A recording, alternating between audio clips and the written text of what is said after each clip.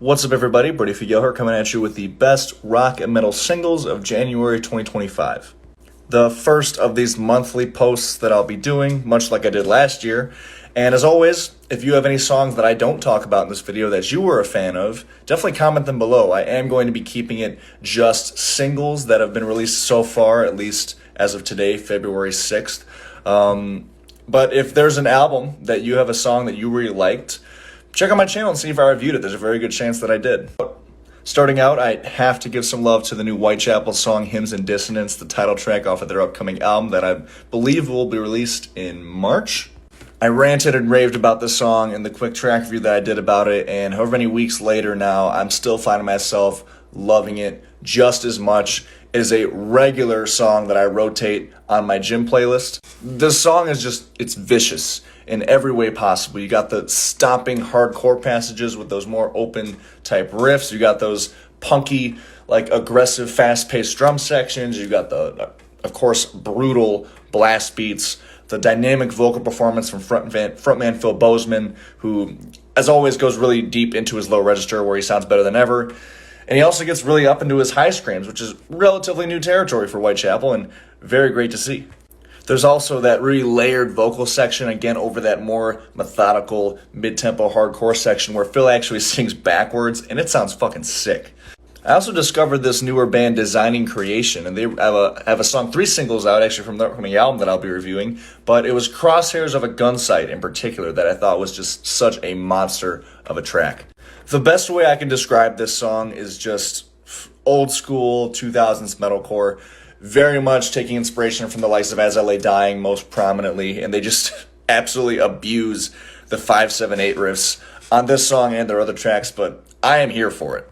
It may not be anything super innovative, but the execution is there, and it is awesome. It really is awesome. The song also has an amazing guitar solo that I love, and it actually, to me, is like the pinnacle of the song. And I also enjoy how they take those similar sounding riffs and kind of incorporate multiple feels into them, whether it's those pivot riffs that take up most of the song or those tremolo riffs. There's also that part where it's more of a breakdown and those tremolo riffs are kind of just floating on top of them. It makes for a really cool contrast.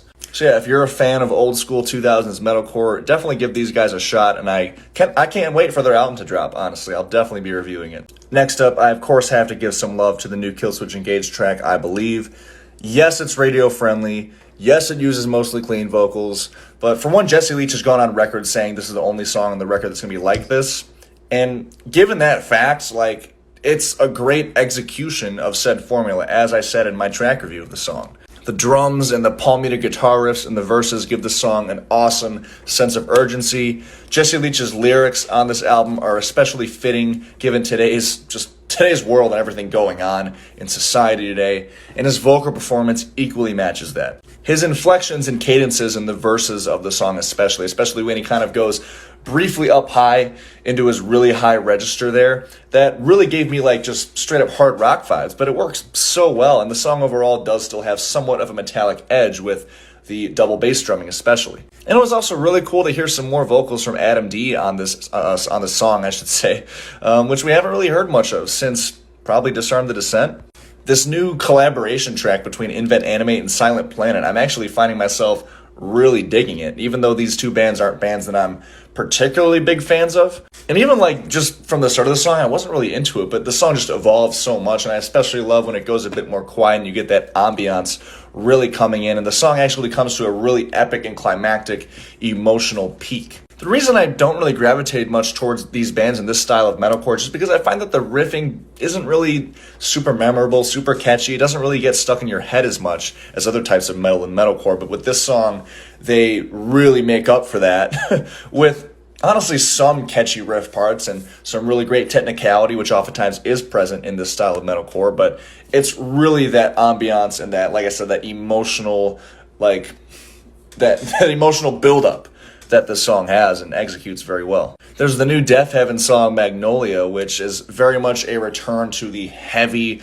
straight-up black metal-esque sections and sounds of their earlier material after their last record kind of deviated from that and went more for that straight up post-metal feel.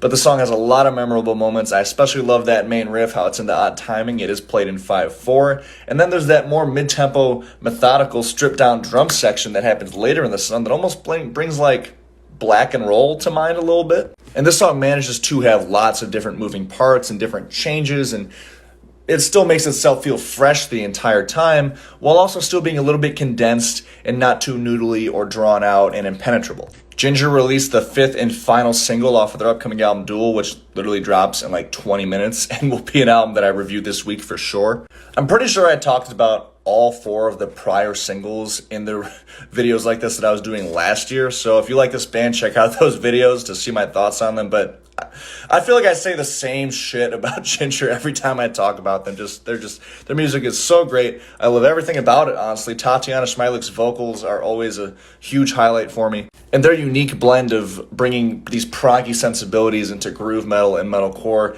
do give them a very unique sound to some extent, as you can kind of pick apart their different influences. Like Tatiana's vocal inflections very much spring to mind like a Coheed and Cambria or maybe like a Protest the Hero. But this song in particular is definitely one of the heavier tracks we've heard from this album so far. I especially love those guitar melodies that kick in right after the 2:30 mark. Just thought those were some very unique notes to use, and it sounds really cool. Almost has like an ominous, eerie vibe to it. Another thing this band always executes really well that's very present on this song is having Tatiana's very palatable and pristine, clean vocals, feeling very comfortable over some really heavy, dissonant music. We also got A Hope in Hell, which is the 3rd single off of Bleed From Within's upcoming album as well. Another band that kind of fuses groove metal and metalcore. But this song kind of sees them take somewhat of a laid-back approach. The verses and those clean guitar melodies very much amp up like a Breaking Benjamin influence, but they actually pull it off really well. Lead vocalist Scott Kennedy is just one of the meanest frontmen out there in metalcore today. He really is, and it shows again on this song. The way this song moves kind of allows it to slowly kind of creep in and inch by inch just get more and more tense and ominous until it really does explode into that fairly palatable but also still dark and mean sounding chorus. I also love the new Poison the Well song Trembling Level, just the dynamics that this song has, and it really is just their signature sound coming back. Great to hear them back, by the way. Just kind of alternating between those stopping, vicious, aggressive hardcore passages and those actually very emotional, somber, and delicate clean and melodic parts. It's one of those songs that for Poison the Well and metalcore fans will feel somewhat familiar, but will also feel fresh and modern at the same time. And I especially love when bands can pull that off. I think Shadows Fall did the same thing last month pretty well. So it's great to hear both of these bands back. But no, this song does an excellent job of having all these different moving parts just really smoothly placed into that still condensed song structure that this band usually employs. And last but not least, Crowned in Corpses, which is the title track of the upcoming album that also drops in now only 11 minutes by Pathogenic. Again, very excited to review this album. This band really does a great job of incorporating these really proggy and technical sensibilities into deathcore, which is, in my opinion, pretty difficult to do because deathcore is so focused on being such a brute force heavy subgenre of metal. But no, this band really does a great job of bringing those proggy sensibilities and pushing them to the forefront while also maintaining that anger and that brute force of deathcore. There's a vicious vocal performance, lots of off time and proggy riffs and some polyrhythms and just every kind of proggy word you can use, but again, still kind of condensed into more of a straight up deathcore style song. Anyways, those are all the songs I have for this video for January. Like I said, if there's any songs I didn't mention, definitely comment them below. Either I haven't heard it, or I did hear it and I have an opinion on it, and I'd love to discuss it. As always, thank you guys so much for watching. Remember, hit the subscribe button for more rock, metal-related content, album reviews, song reviews, everything you can imagine pretty much. Check the description of the video for my Instagram, Spotify, and Threads links. Until next time, I'll see you guys later. Peace.